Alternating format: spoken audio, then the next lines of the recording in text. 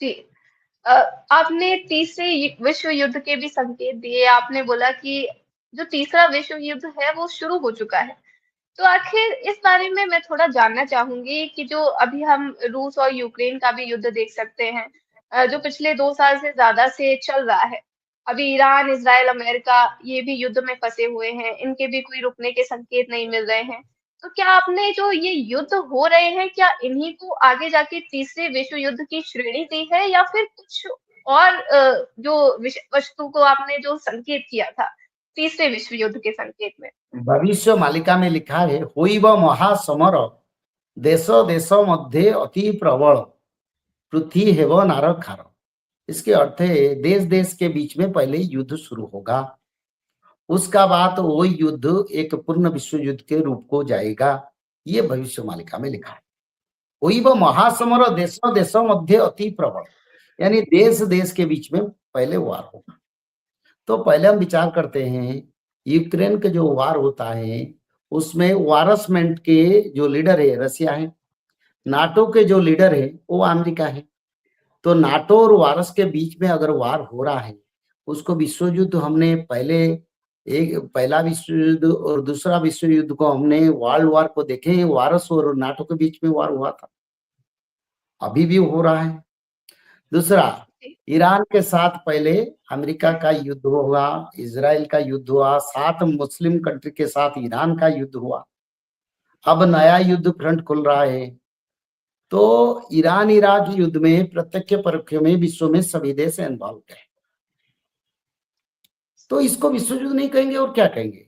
केवल भारत में युद्ध होगा, पाकिस्तान में युद्ध होगा, ये क्या विश्व युद्ध हम कहेंगे? अब तो दोनों महाशक्ति के बीच में युद्ध चल रहा है।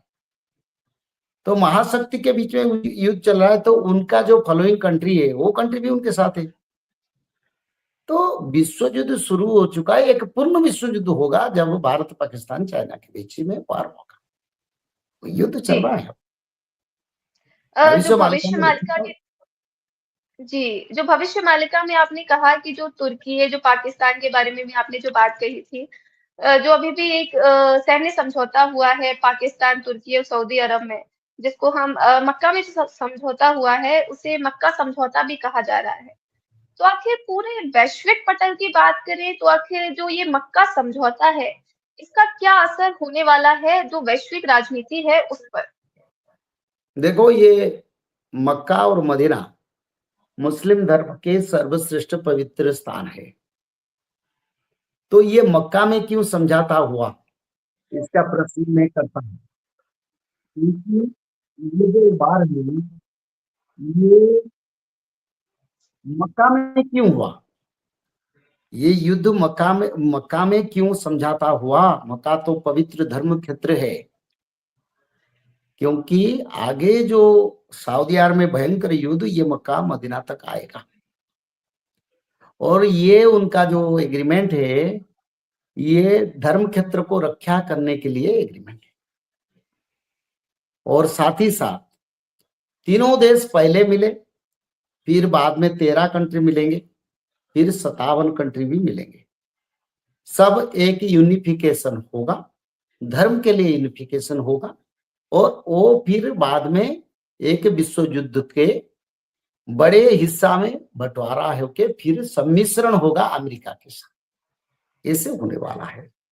तो इसलिए सऊदी अरब में एक भयंकर युद्ध होने वाला है। जब तक वो भयंकर युद्ध नहीं होगा तब ईरान अमेरिका युद्ध खत्म नहीं होगा। बीच में इंटरवल हो सकता है पर बंद नहीं होगा। और चलते चलते इसी समय के बीच में 26-27 के बीच में भारत, पाकिस्तान, चाइना के बीच में वही वार होगा। भारत, पाकिस्तान और चाइना के बीच में? चाइना के बीच में वार होगा। जी।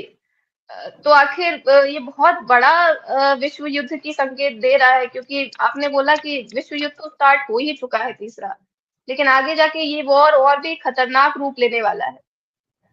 देखो, खतरनाक कुछ नहीं है। जब महाभारत युद्ध हुआ उसी समय भी करोड़ संख्या में लोगों का मृत्यु हुआ था। इसी समय ये महाभारत युद्ध के जैसा युद्ध होगा। तो इसीलिए जो लोग पाप करते हैं मरेंगे, जो धर्म में रहेंगे वो बचेंगे। ये हमारी भविष्य मालिका में लिखा है, लोग अगर परिवर्तन हो जाएंगे तब ये युद्ध में मनुष्य का कल्याण होगा और असुरों का विनाश होगा, पापियों का विनाश होगा, अच्छे मनुष्य रह के एक राम राज्य भी गठन होगा। राम जी, तो राज्य मतलब जो यानी सारा विश्व में राम राज्य होगा, ये लिखा है। जी, तो ये संभावना जो जताई जा रही थी कि ये जो ये युद्ध हो रहे हैं रुकेंगे, तो ये थमेंगे तो नहीं। ये तो एक क्लियर हो गया है। ये युद्ध बंद नहीं होगा, ये युद्ध चलता रहेगा 2034 तक 2034 तक ये लगातार चलेगा। और चलेगा। उसके बाद प्रकृति जो प्रकृति पंचभूत का प्रलय भी होगा और बीमारी भी आएगा 64 प्रकार का, और प्रजा आंदोलन विश्व में भी दिखाई देगा। सारा विश्व में सिविल वार होगा। विदेश में जो लोग भारत को रिटर्न करेंगे, ये बहुत कुछ परिवर्तन होगा।